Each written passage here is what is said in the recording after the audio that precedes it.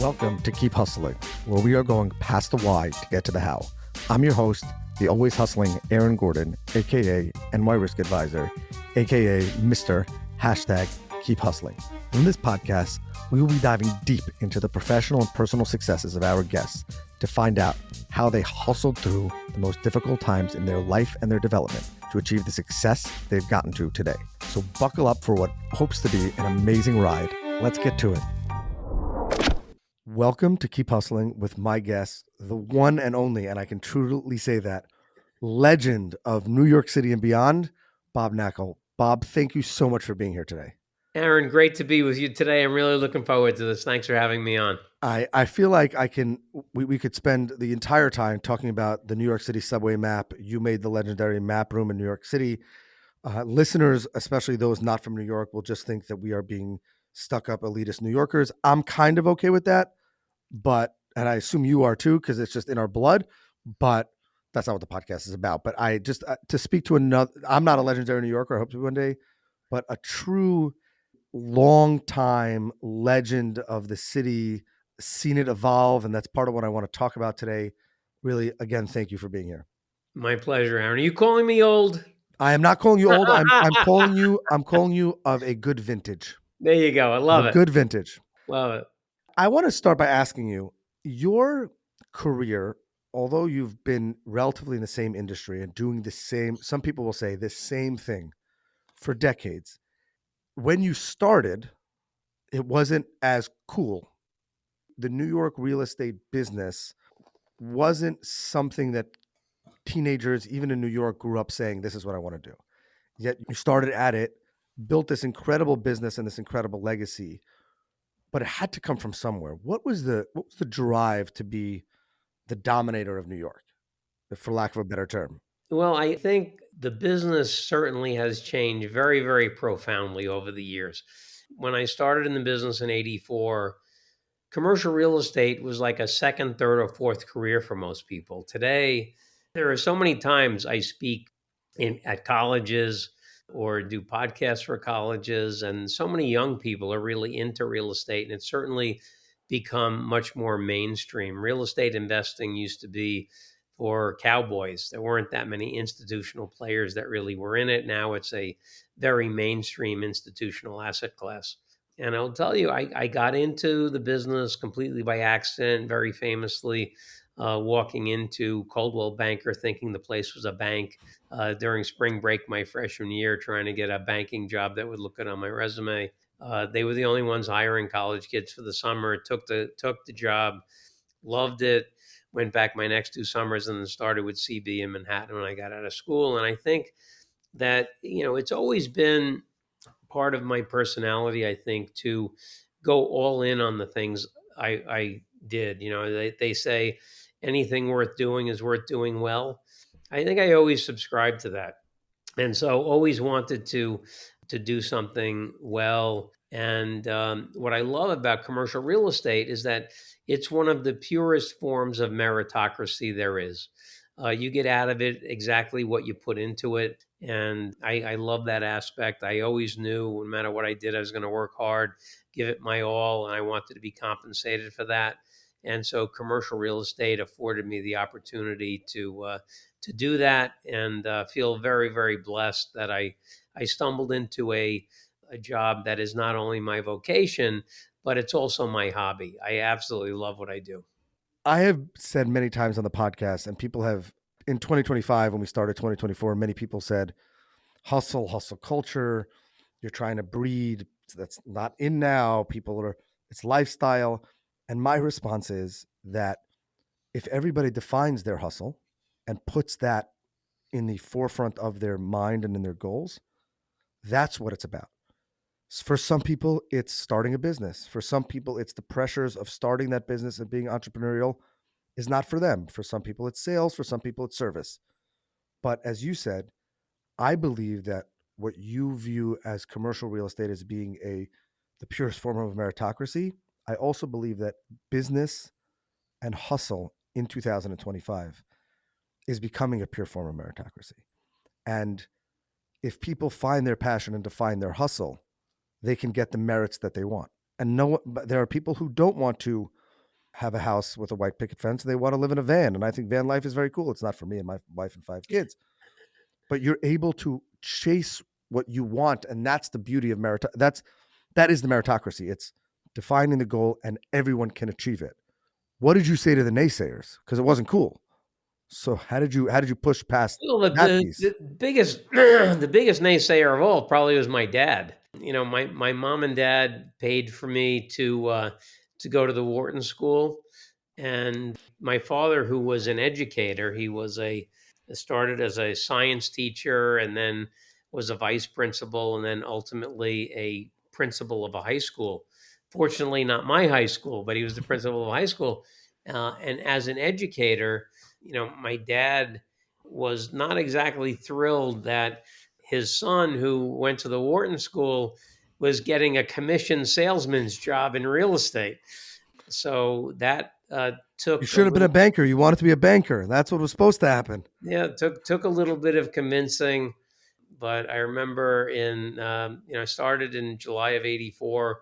At the end of 1986, Paul and I had done, Paul Massey, who was my business partner for 30 years, we did a full page ad in the Real Estate Weekly with tombstones of all of our transactions from 1986. And I brought the paper. My dad lived in New Jersey. Brought the paper to him to show him this ad that we did. And, he said he was very impressed, et cetera. But then the next time I went to his house, went down to the basement, and he had actually taken the ad from the paper, had it framed, and put it on the wall downstairs. And that's when I knew my dad was proud of me. So that was a great moment for me in my life. And I think my dad at that point accepted that his son was a salesman, a commission salesman, and had never gotten a salary, never would get a salary. And he was okay with that. So took a little convincing, but I think, he's very happy for me. I love that. I wish that we could have videotaped. I wish it was the time of vlogs, and we could have videotaped the first time you walked down those steps. Because I think most children who are close with their parents, and sons with fathers more, and daughters with mothers. I assume I've just a son who was blessed to work with his father for 15 years. There's no greater feeling. There's no greater reward. Parenting is pretty rewarding, but those rewards I think come a little bit later. Those moments are I'm jealous. Although I Yeah, had similar, but I'm jealous of that. yeah, no, The it was great. My mom died in 1983 at the end of my junior year in college, so she never got to see me professionally. But my dad didn't die until 1991, so he got to see the early years at CB. He saw me start my own company, and saw the company get off the ground a little bit. So that was it was great to know that someone who really couldn't relate to business in any way at all, was proud of what his kid was doing, and that was and I think that ultimately speaks to success in the hustle, which is it's not always about the dollars and cents, but I think that parents and want their children to succeed in what they're doing. Everybody, spouses, those who love us want us to succeed. The dollars and cents are less important than you did something. I wasn't so sure about it. That's fine. But I can see that you've seen the success and you're happy with that and you're enjoying your success. And that's really what people can ask for. That's all that parents can ask for or partners can ask for. What's the most surprising change that you've seen over time in the scope of commercial real estate? And I want to take the COVID 24 months out. yeah, no, I think without a doubt it is how the world has changed from a technology perspective. I'll take you back to 1984. When I started, I had no computer on my desk. We didn't have fax machines. There were no cell phones. We carried rolls of quarters around. So we go to there aren't even phone booths anymore, but we used to go to, use the quarters to go to the corner and put the quarter in the phone booth to call people when they were late to show up for a meeting. It was great when the phone booth rang back. That was the best part, and you got to That's answer it. right. With the operator telling you to put more money in. But it was, the technology really has changed things so dramatically. And I think remarkably, the extent to which the world has changed over the last 40 is going to be dwarfed by what's going to happen over the next five. AI is unbelievably powerful, changing the world. The rate of change within AI is so fast that, I think we're going to be in an extraordinarily different place in 5 years than we are today. Do you think that the person starting today, not from an economic climate perspective, because that you have seen ups, downs, and everything in between, but the guy who starts out or the gal who starts out now out of college, you of 1984, I think you said 83, 86, sorry. 84, 84. 84, I I was got out close. of college. 86 was when you started your business, right? Do you think that we're better off because of that? And I don't mean obviously I was going to say that millennials are lazy and Gen Z is a bunch of lazy people, but in terms of the accessibility, the accessibility or the techno, those people that embrace the technological advantage, let's say that they have the same work ethic, but we're bogged down with the cell phones and the no vacations and all that versus the scrambling to catch the payphone, not knowing if what was going on in the world. I think it's a very, very different world. And is it better or worse? I don't know whether it's better or worse. It's certainly very, very different. Back in the old days, I used to go into the office on Saturdays and Sundays, because if you weren't in the office, you weren't working, right? You couldn't work from home. You had no connectivity. Maybe you could bring home something to read, but effectively, you really couldn't work if you weren't in the office. So, it's very, very different today. I think that what technology has changed probably is having a bigger impact on society in general than in the business world. I think this is an issue that we're going to have to deal with, as I think technology is going to take the place of many, many low income paying jobs. And we're going to have to figure out how to deal with that. There is going to be an increasingly growing sector of society that's not going to be able to take care of themselves. And so, that as a society, we're going to have to deal with that and figure out how to take care of those people. But I think from a business perspective, I think that what technology is doing is it's allowing fewer people to do more. And what I mean by that, if you look at the way technology has advanced over the decades, you would think, well, gee, everything can happen so fast now. There's got to be a lot more stuff going on. Well, the reality is there were more buildings sold in the 80s than in the 90s, more in the 90s than in the noughts, and more in the noughts than last decade. So actually, the amount of commerce is going down. What technology is doing, it's allowing the individual to be much more productive. So, for instance, there are years over the last 20 years where I've sold 150 buildings. I couldn't sell 150 buildings in the 80s or in the 90s. Just couldn't do it. It was impossible. The copy machine couldn't work fast enough. Exactly. So, I think what it's done is it is doing a couple of things. One, it is making the individual far more productive. Number two, I really believe it is marginalizing the need for a broker or someone in the real estate business to be at one of the big firms. You don't need to be at the big firms. Johnny or Sally could be working out of mom's basement in their pajamas and appear to be the big global behemoth that some of these companies are with using technology properly. So I think what's happened is we've seen, over the past 20 or 30 years, there's been a lot of consolidation. I think there's going to be a disaggregation within the business, and you're going to have several people in startup roles. There's not going to be the need to be at big firms. Why are you at a big firm? For access to information? You have access to information as an individual now, the same kind of information the big firms have.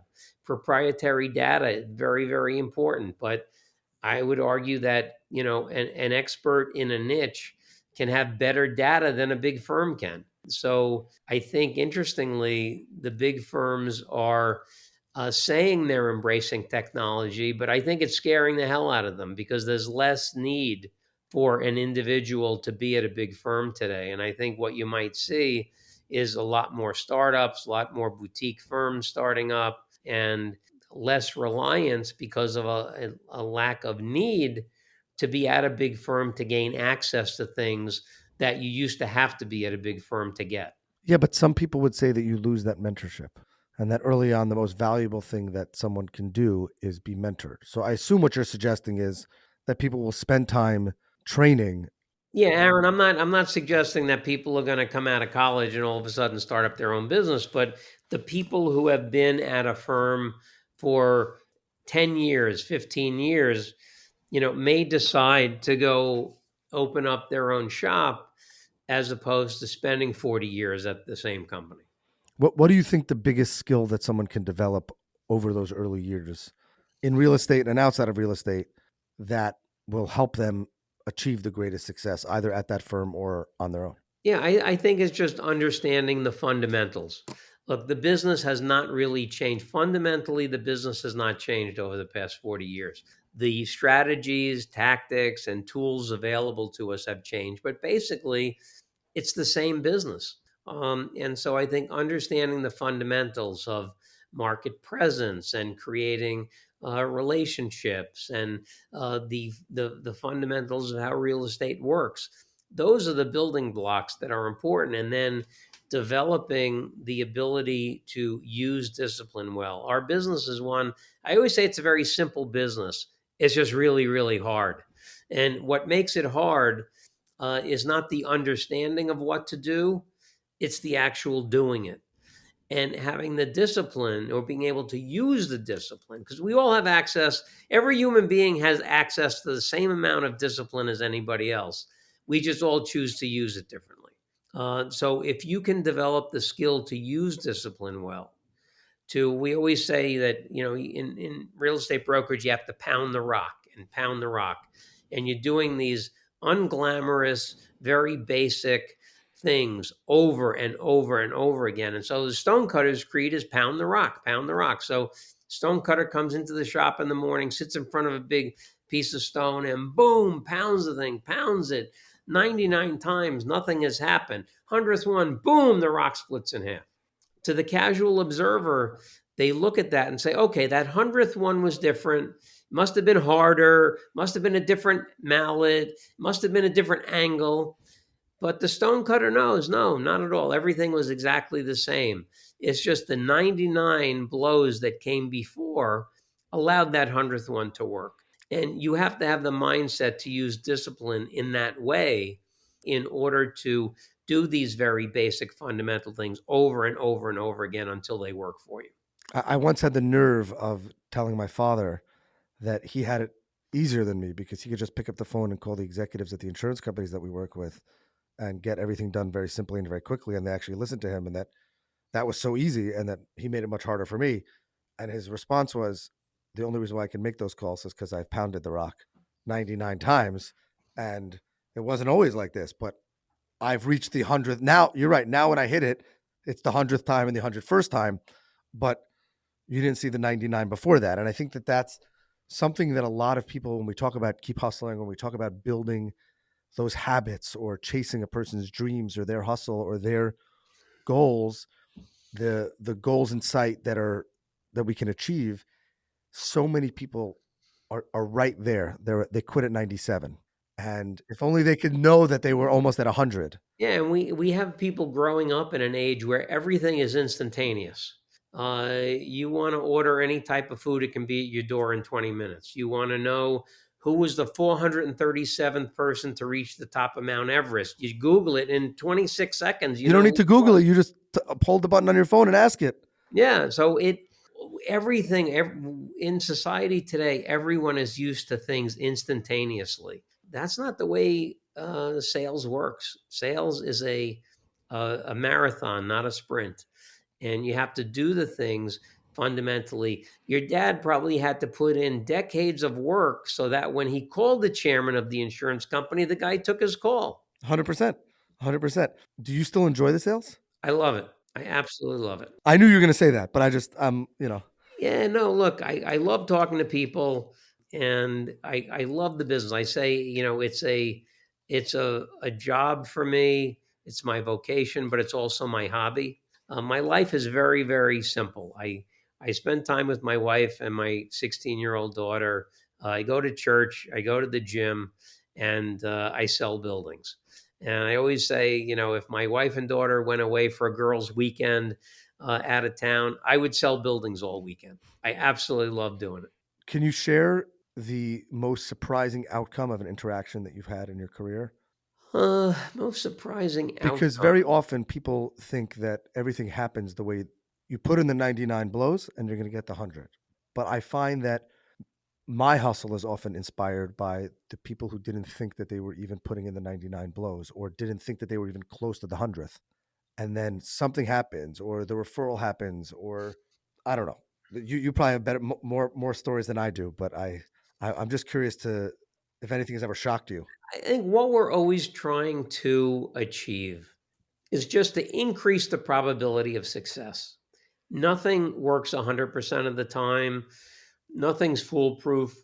And our business is a probability based business. I know in Manhattan, south of 96th Street, there's 27,649 properties. The average turnover rate of that stock over 40 years has been 2.6% a year. So, what does that tell me? And I assume half the stuff that goes on the market actually sells. That means 5% of the stock is on the market at any one time. That means somebody sells their building and they buy a building in Manhattan. They're going to own it for 40 years before they sell it. So I know what my probability is going into a session of calling or meetings. And so I just try to increase my probability. So what's been the most surprising thing?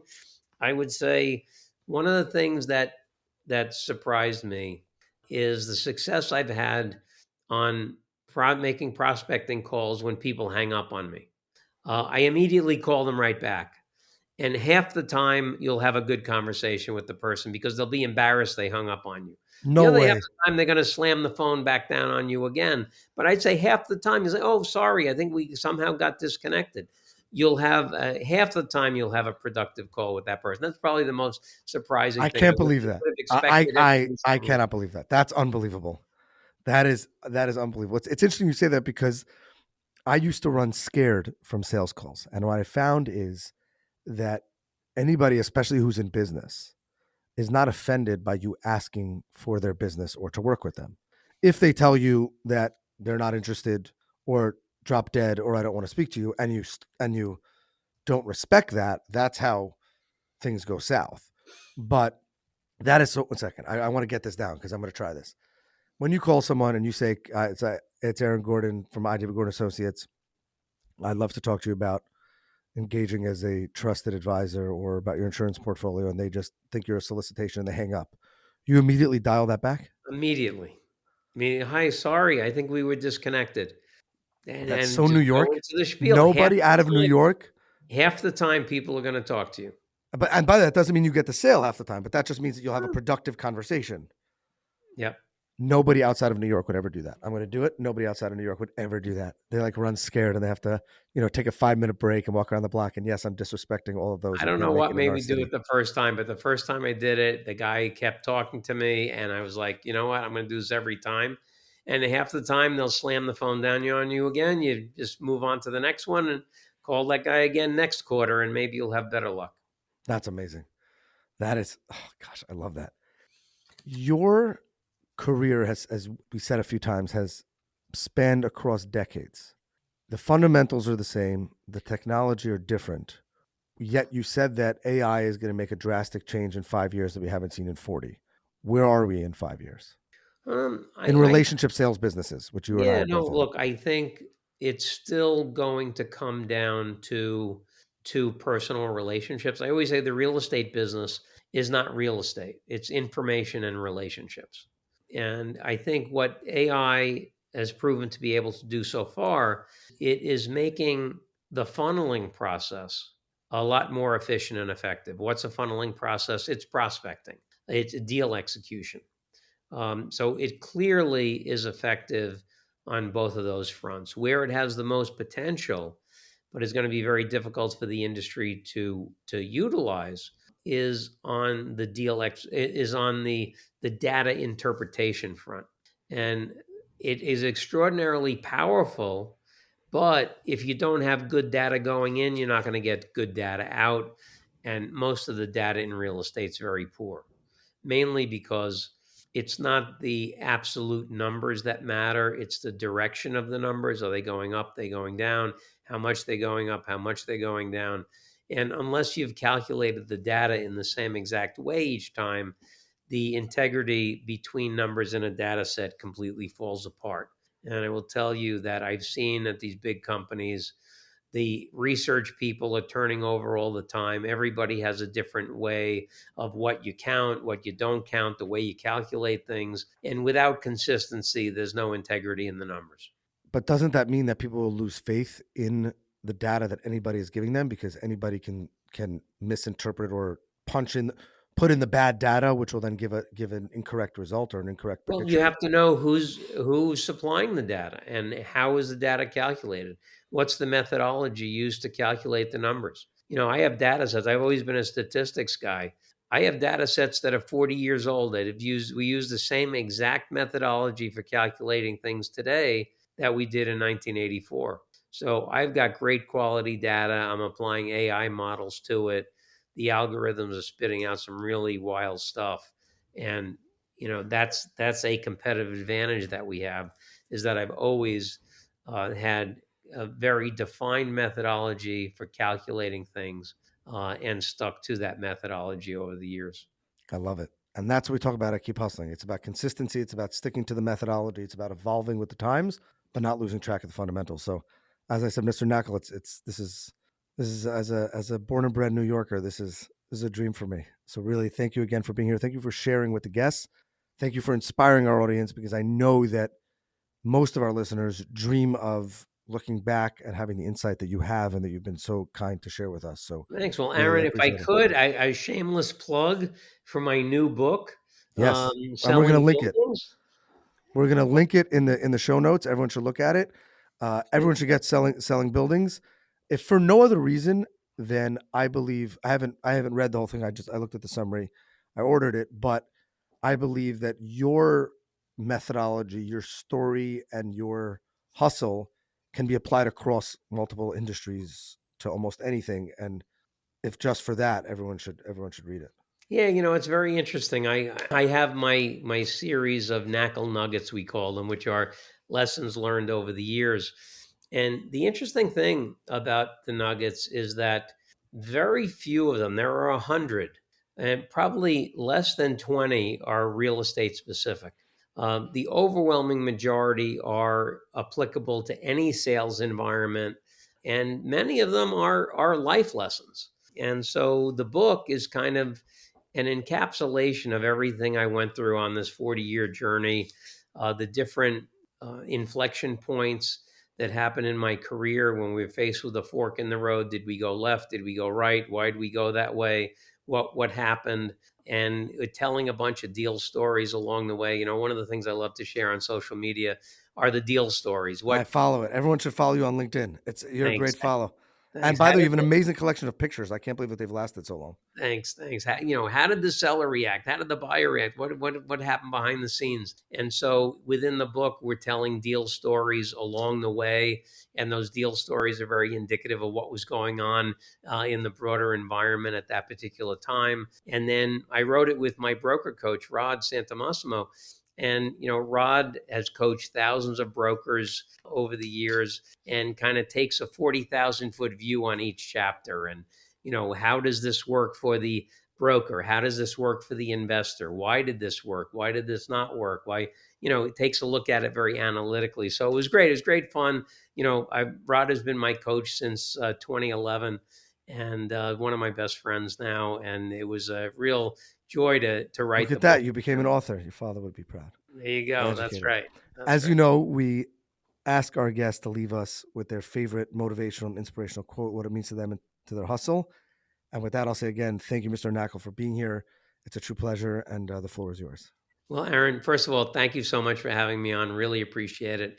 If anybody wants to get in touch with me, shoot me an email anytime, bk at He bk. actually answers. That's why I got him on the podcast. It was shocking. I thought I was going to get passed around, but I really appreciate it.